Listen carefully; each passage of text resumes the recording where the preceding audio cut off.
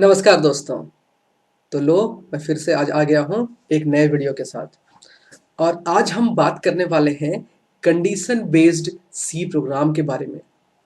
हम लोग आज ये जानने वाले हैं कि अगर आप किसी ऐसे प्रॉब्लम को सॉल्व कर रहे हो जो किसी कंडीशन पर बेस्ड है, तो उस प्रॉब्लम को हम किस तरीके से सी प्रोग्रामिंग में सॉल्व कर सकते हैं।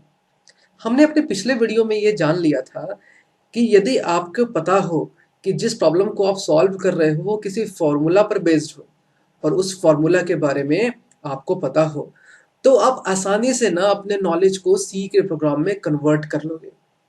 लेकिन हमेशा ऐसा नहीं होता है। कई प्रॉब्लम ऐसे होते हैं जो किसी फॉर्मूला पर बेस्ड नहीं होते हैं। आज हम कुछ ऐसे प्रॉब्लम को देखने वाले हैं जो कंडीशन पर बेस्ड होंगे। आज के इस वीडियो में हम इसका प्रैक्टिकल अप्रोच देखेंगे और नेक्स्ट वीडियो में मैं आपको इसका थ्योरी बताऊंगा। इसके पीछे कारण यह है कि मुझे लगता है कि अगर आप किसी ऐसे इंफॉर्मेशन को नहीं जानते हो तो सबसे पहले ना उसका एक बार यदि आप प्रैक्टिकल देख लेंगे तो उसका थ्योरी जो है वो समझना आपके लिए आसान हो जाता है। जैसे अगर आपने कभी भी खीर नहीं खाया हो और कोई आपको चाहता है खीर बनाना सिखाना, तो यदि आपको थोड़ा-सा ना वो खीर खिला देगा, तो आप बहुत सारा चीज़ जो है वो खुद से समझ जाओगे कि उसके कैसे बनाया गया होगा, क्या-क्या डाला गया होगा उसमें।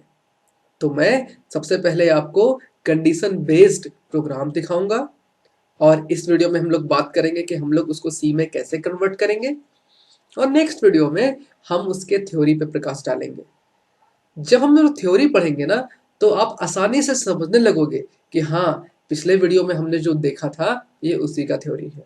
तो चलिए आज का वीडियो स्टार्ट करते हैं। हम एक काम करेंगे कि हमने जो पिछला एक प्रोग्राम बनाया था हमारा स्क्वायर वाला ही sq.c वाला, ये वाला, इस प्रोग्राम को हम ओपन कर लेंगे क्योंकि हम चाहते हैं इसी में एडिट करना। F5 प्रेस करेंगे जिससे ये फुल स्क्रीन में कन्वर्ट हो जाएगा और हम इसको सेव एज कर लेंगे ताकि इस फाइल में किसी प्रकार का करेक्शन ना हो, हम नए वाले फाइल में करेंगे। मैं आपको बताने वाला हूँ एक प्रोग्राम जिसमें हम कंप्यूटर को 2 नंबर इनपुट कराएंगे और कंप्यूटर हमको बता देगा कि दोनों में से लार्जेस्ट या बिगेस्ट या बड़ा नंबर कौन सा है। तो चलिए मैं यहाँ पे नाम लिखता हूँ लार्जेस्ट डॉट सी, क्योंकि हम लोग सी का प्रोग्राम बना रहे हैं, उसका एक्सटेंशन डॉट सी होगा। तो ये हमने बना दिया।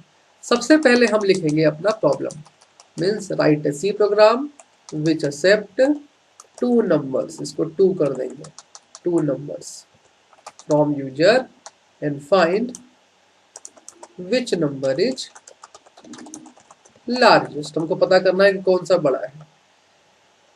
अब आता है प्रोग्राम का लॉजिक। प्रोग्राम का लॉजिक, अब देखो मैंने यदि आपको 2 नंबर दिया और आपको बताना है कि दोनों में से कौन सा बड़ा है, तो इसको फाइंड करने के लिए ना कोई फॉर्मूला नहीं होगा। मान लीजिए एक नंबर है 10, मान लीजिए एक नंबर है आपके पास 10 और एक नंबर है 20। मैं यदि आपसे पूछूं कि इन दोनों में से कौन सा बड़ा है, तो जाहिर सी बात है कि आप करोगे क्या, आपका ब्रेन करेगा क्या, इन दोनों को कंपेयर करेगा। क्योंकि हम लोग पढ़े लिखे हैं, हमको पता है कि 20 जो है वो हमेशा 10 के बाद आता है। तो हम करेंगे क्या, इन दोनों को कंपेयर करेंगे और कंपेयर करने के बाद हमको जो नंबर बड़ा दिखेगा वही हमारा रिजल्ट हो जाएगा। जैसे इस केस में 20 बड़ा हो जाएगा, लार्जेस्ट हो जाएगा, बिगेस्ट हो जाएगा। मैं यदि 100 और 20 लिख दूं इस तरीके से, मैं यदि 100 और 20 लिख दूं, अब आपसे पूछो कि कौन सा बड़ा है, तो फिर आपका ब्रेन करेगा क्या, इन दोनों को आपस में कंपेयर करेगा और बता देगा कि कौन सा बड़ा है। तो यदि 100 और 20 को कंपेयर करते हैं तो यहाँ पे 100 बड़ा मिलता है, तो हमारा आउटपुट जो है वो 100 हो जाएगा। तो देखा कितना आसान था। इसके लिए ना कोई फॉर्मूला नहीं होगा। मीन्स जैसे सम करना था, जैसे क्यूब निकालना था, जैसे स्क्वायर निकालना था, जैसे एवरेज निकालना था, उसका फॉर्मूला होता है। लेकिन यहाँ पे कंपेरिजन करना है, हमको कंपेयर करना है उसको। तो सी में जब ऐसा कुछ होता है तो हम करते क्या है, मान लेते हैं उसके लिए हम लोग इफ कंडीशन का यूज करते हैं। हमारे पास एक कंडीशन होता है, उसका नाम है इफ कंडीशन। इसका थ्योरी हम लोग नेक्स्ट वीडियो में देखने वाले हैं। तो हम यहाँ पे करेंगे क्या कि मान लेते हैं हम लोग फर्स्ट नंबर को मान लेंगे n1 और सेकंड नंबर को मान लेंगे n2 और हम इन दोनों को आपस में कंपेयर करेंगे। ये देखो इस सिंबल की सहायता से, ये जो सिंबल है इसका नाम होता है ग्रेटर देन। अब ये करेगा क्या, ये इस कंडीशन को चेक करेगा। ये हमारा एक कंडीशन हो गया, ये इस कंडीशन को चेक करेगा और कोई भी कंडीशन या तो ट्रू होता है या तो फॉल्स होता है। तो कंडीशन यदि ट्रू हुआ तो कौन सा नंबर बड़ा हो जाएगा, n1। देखो यदि n1 is largest then n2 लिखा हुआ हो और कंडीशन ट्रू हो तो कौन सा बड़ा हो गया, n1। और यदि यही वाला कंडीशन फॉल्स हो जाए तो कौन सा बड़ा हो जाएगा, n2। तो बस हम लोग को इसी लॉजिक का यूज करना है अपने प्रोग्राम में। इनपुट में क्या करने वाले हैं, हम n1 और n2 इन दोनों नंबर को इनपुट करने वाले हैं। प्रोसेस कैसे करेंगे, हम इसी कंडीशन का यूज करेंगे, सिंपल यही वाला कंडीशन हमारा n1 is greater than n2। हमें आउटपुट पे क्या मिलने वाला है, हमें आउटपुट में या तो मिलेगा n1 या तो मिलेगा n2। मींस डिपेंड करता है कंडीशन पे कि कंडीशन ट्रू है कि फॉल्स है। तो चलिए सबसे पहले वही जो मैं आपको सिखाते आया हूं कि प्रोग्राम का आउटपुट बनाएंगे। तो हम यहाँ लिखेंगे एंटर फर्स्ट नंबर। मान लीजिए मैं चाहता हूं ऐसा, हमने यहाँ पे दे दिया 100 और फिर हम लिखेंगे एंटर सेकंड नंबर। हमने यहाँ पे लिख दिया 50। अब ये दिखा देगा कि लार्जेस्ट नंबर कौन सा है। यहाँ लिख देंगे द लार्जेस्ट नंबर इज, कौन सा नंबर है लार्जेस्ट दोनों में, 100। तो हम लोग यहाँ पे 100। इस तरीके से दो नंबर को इनपुट करने के बाद जो भी लार्जेस्ट होगा उसको कंपेयर करके बता देगा, जैसे हमारा ब्रेन करता है, बिल्कुल वैसे एकदम सिंपल है। तो स्ट्रेस नहीं लेना है, आपसे बन ही जाएगा। तो अब हम लोग प्रोग्राम करते हैं शुरू बनाना। तो हमारा ये है हैश इंक्लूड stdio.h, ये तो रहेगा ही रहेगा, conio.h रहेगा ही रहेगा, वाइड मैन रहेगा ही। दो वेरिएबल डिक्लेयर करना है हमको। तो ये एक हो गया हमारा n1 और एक हो गया हमारा n2। ये दो वेरिएबल हो गए हमारे, क्योंकि देखो हमारे लॉजिक में केवल दो ही वेरिएबल है। स्क्रीन को क्लियर करेंगे, इनपुट लेंगे। इनपुट डिपेंड करता है कि हमारा आउटपुट हमको क्या चाहिए। देखो लिखा है एंटर फर्स्ट नंबर, तो हम लोग यहाँ पे करेंगे क्या, एंटर फर्स्ट नंबर लिख देंगे और इस नंबर को हम लोग n1 में स्टोर कर लेंगे। फिर n2 के लिए भी करना पड़ेगा, printf next line enter second number और फिर स्कैनफ करेंगे परसेंटेज का डी, क्योंकि इंटीजर लिया है हमने, मैंने आपको पिछले वीडियो में बताया था। और ये है n2, ये मैंने यहाँ पे n2 कर दिया।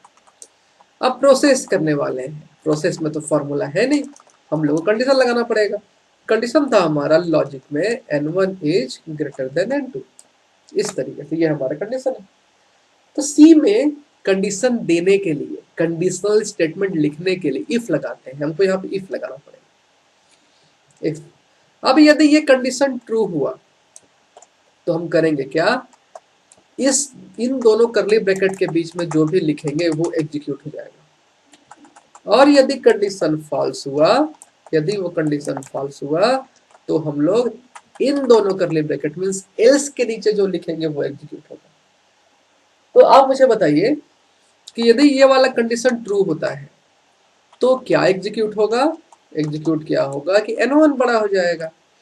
तो हम लोग यहाँ लिखेंगे the largest number is percentage का डी, क्योंकि ऐसे ही आउटपुट हमको चाहिए था, कॉमा n1 बड़ा हो जाएगा, the largest number is n1 दिखा देगा। लेकिन यदि कंडीशन फॉल्स हुआ तो वो एल्स के नीचे आ जाएगा, इफ के नीचे वाले प्रिंटफ को एग्जीक्यूट नहीं करेगा और the largest number is percentage D comma करके n2 कर देगा, बस। और हमारा आउटपुट भी इसी में हो चुका है, मीन्स ये हमारा प्रोसेस एंड आउटपुट दोनों था। ठीक है, तो मैं यहाँ पे आपके लिए कमेंट्स में लिख दे रहा हूँ, प्रोसेस एंड आउटपुट दोनों एक साथ है। यहाँ पे प्रोसेस भी कर रहा है और आउटपुट भी दिखा रहा है। तो यदि n1 बड़ा होगा n2 से, कंडीशन ट्रू हुआ तो n1 बिगेस्ट हो जाएगा। और यदि कंडीशन फॉल्स हुआ, क्योंकि कोई भी कंडीशन ट्रू भी हो सकता है और फॉल्स भी हो सकता है, तो N2 लार्जेस्ट हो जाएगा। तो चलिए इसको सेव करते हैं, सेव कर लिया मैंने, कंपाइल करते हैं, रन कराते हैं। ये देखिए enter first number 100, enter second number 50, कौन सा बड़ा है 100, बिल्कुल। अब एक काम और करते हैं, एक बार इसको हम लोग फिर से रीरन करते हैं, इस बार 500 और 1000 कर देते हैं, देखते हैं अब कौन सा बड़ा है 1000। तो जो हम करते आए हैं वही काम कंप्यूटर कर रहा है। ये था आपका इफ स्टेटमेंट, जहां पे हमने किया क्या कि कंडीशन को हमने चेक किया, कंडीशन के ट्रू होने पर भी हमने जो है वो आउटपुट किसी अलग आउटपुट को एग्जीक्यूट किया, और कंडीशन के फॉल्स होने पर भी हमने अलग आउटपुट को एग्जीक्यूट किया। इस स्टेटमेंट को हम लोग बोलते हैं इफ एल्स स्टेटमेंट। ये actually process an output using if else statement. If else statement, if के 4 टाइप्स होते हैं, नेक्स्ट थ्योरी में हम लोग देखने वाले हैं। यहाँ पे क्या हो रहा है कि कंडीशन तो एक ही है, लेकिन कंडीशन के ट्रू होने पर अलग आउटपुट है और कंडीशन के फॉल्स होने पर अलग आउटपुट है। तो जब ऐसा केस होता है तो हम लोग इफ एल्स स्टेटमेंट का यूज करते हैं। तो ये जो प्रोग्राम है ये इफ एल्स स्टेटमेंट का एग्जाम्पल है।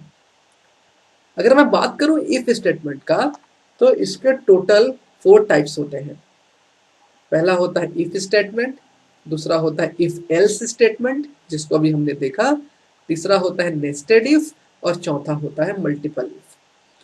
तो चलिए एक काम करते हैं, इसी प्रोग्राम को हम लोग कन्वर्ट करते हैं केवल इफ स्टेटमेंट में, देखते हैं वो कैसे होगा। सिंपली इफ स्टेटमेंट में हम लोग कन्वर्ट करने वाले हैं इसी प्रोग्राम को। तो इसमें देखो क्या होगा, इसको हम लोग सेव कर लेते हैं, सेव एज कर लेते हैं, और मैं इसको सेव करता हूँ l.c के नाम से, एक नया नाम। Write C program which accept 2 number from user and मैं यहाँ पे लिख रहा हूँ display the result from user and display the largest number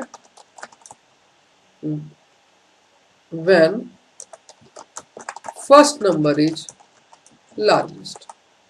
देखो ये क्या आपके पास है कि आपको एक सी का प्रोग्राम बनाना है जिसमें आप 2 नंबर दोगे, लेकिन वो लार्जेस्ट नंबर को तभी डिस्प्ले करेगा and display the largest number when first number is largest, जब पहला नंबर ही बड़ा होगा, नहीं तो डिस्प्ले नहीं करेगा। तो हम लोग इसको कैसे बनाएंगे, कंडीशन तो हमारा ये हो गया, कंडीशन लॉजिक हमारा n1 is greater than n2, input में यही करने वाले हैं, प्रोसेस में ऐसे ही करेंगे, लेकिन आउटपुट में हमेशा n1 ही मिलेगा, हमको n2 नहीं दिखाना है, हमको n1 चाहिए बस। The first number is 100, the second number is 50। देखो फर्स्ट नंबर लार्जेस्ट इसलिए दिखा देगा, यहाँ पे 100 मान लेते हैं, चलो 100 हमको कुछ इस तरीके से दिखाएगा बस। डिस्प्ले द लार्जेस्ट नंबर कहा था उसने। अब बिल्कुल सेम टू सेम होगा, वेरिएबल डिक्लेयर वैसे ही करेंगे, स्ट्रिंग डिक्लेयर वैसे ही होगा, इनपुट वैसे ही देंगे, प्रोसेस ऐसे ही करेंगे बिल्कुल, लेकिन ध्यान रखना है ये एल्स वाला पार्ट नहीं होगा। क्यों नहीं होगा, क्योंकि हम लोग को अपना रिजल्ट तभी दिखाना है जब फर्स्ट नंबर लार्जेस्ट हो केवल। हाँ, हम लोग को ये नहीं पूछ रहा है कि कौन सा बड़ा है, हमसे ये पूछ रहा है कि आपको 2 नंबर देना है और स्क्रीन पे आपको रिजल्ट तभी दिखाना है जब फर्स्ट नंबर बड़ा हो, बस हो गया, कंडीशन ट्रू, कंडीशन के ट्रू होने पर आएगा। तो ये एक्चुअली है इफ स्टेटमेंट, इसमें एल्स नहीं होता है, कंडीशन के ट्रू होने पर ही स्टेटमेंट एग्जीक्यूट होता है, कंडीशन के फॉल्स होने पर कुछ नहीं होता है। तो चलिए एक बार देखते हैं, इसको सेव करते हैं, कंपाइल करते हैं, रन कराते हैं। देखिए मैं दूंगा यहाँ पे 100 और यहाँ पे 50, तो देखो आउटपुट आएगा 100। लेकिन यदि मैंने इसको रन कराया और मैंने यहाँ पे दिया 10 और मैंने सेकंड नंबर दे दिया 100, तो देखना आउटपुट कुछ नहीं आएगा, कुछ नहीं आएगा, क्योंकि कंडीशन के फॉल्स होने पर हमें कुछ भी रिजल्ट नहीं चाहिए था, हम चाहते थे कि रिजल्ट स्क्रीन पर तभी आए जब कंडीशन ट्रू। तो ये था हमारा इफ स्टेटमेंट, जहां पे केवल कंडीशन के ट्रू रहने पर ही हम चाहते हैं प्रोग्राम का में किसी प्रकार का आउटपुट एग्जीक्यूट हो। तो देखा कितना आसान था। तो ये हो गए इफ के दोनों प्रकार। कौन कौन से? इफ स्टेटमेंट हमने देख लिया, और जस्ट इससे पहले हमने देखा था इफ एल्स स्टेटमेंट। अब बात करेंगे नेस्टेड इफ और मल्टीपल इफ की।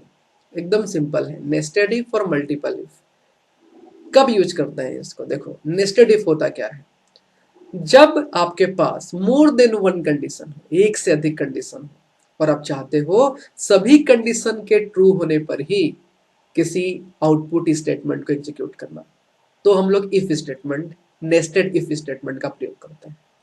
समझ गए?